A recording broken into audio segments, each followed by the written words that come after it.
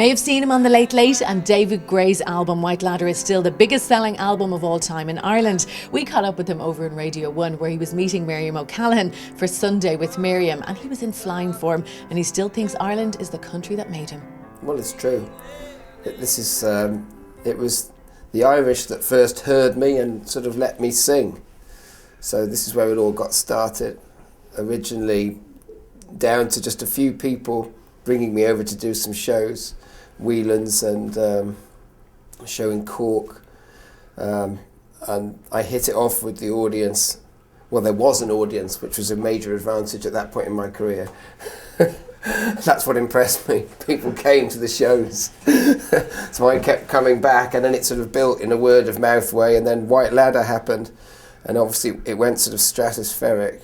Was it ever a case that you thought you and your family would move here? My wife's half Irish, and her dad was a Trinity College man. So there's all kinds of connections, and obviously I've got to know all kinds of people here. We did discuss it. Really, it's just a time issue.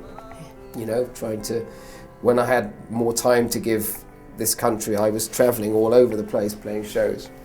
But I guess as the time pressures increased and you're trying to be in America, Australia and here and there and everywhere, you inevitably just come in and do a few shows, and the intimacy and the imagination went out of it a bit.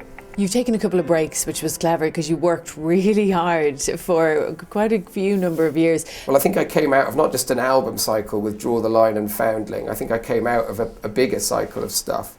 It's like almost, there was the initial period of my career up until White Ladder, then the White Ladder and everything that came after it. And almost like with Foundling and Draw the Line, that was like the end of that. And I realised I need to go somewhere else. So it took a while to find the right person. I needed a collaborator, and that person ended up being Andy Barlow, who produced Mutineers with me. Yeah, I was in no hurry to get back on the road, having been on it for quite a long time, but it was more just regenerating the music, trying to do something different. I didn't want to just do the same thing again. It didn't feel like just because I can, I should.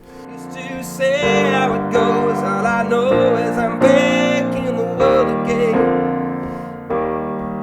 To say how it goes, all I know is I'm back in the world again. It's been a pretty catastrophic period for music, I'd say. And I think once it's become free, you know, in the way that it has, it's just some sort of corporate perfume to sort of spray around the edges of, you know, of a digital product these days, it seems. Once it's become free and devalued, it's hard to give it its value back. So clearly a lot of the money has fallen out of the music business in terms of record sales and the royalties that came with them. If it's One Direction or Beyonce, you know, yeah, and you're selling millions, then it's a different story. Talking One Direction, what do you think of those formats where bands like this are being formed and found?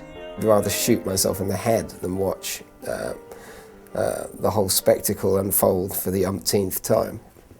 So that's pretty much where I stand. I make it like a tree.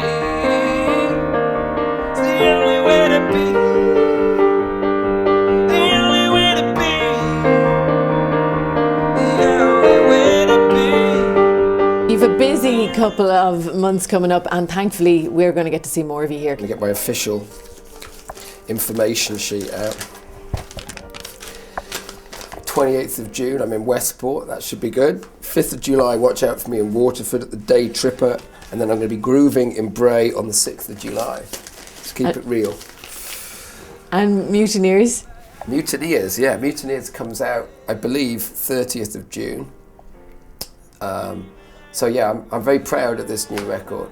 So I'm squaring up to the camera now. So check it out. It's a good one. Every day when I open my eyes, yeah. Every day when I open my eyes.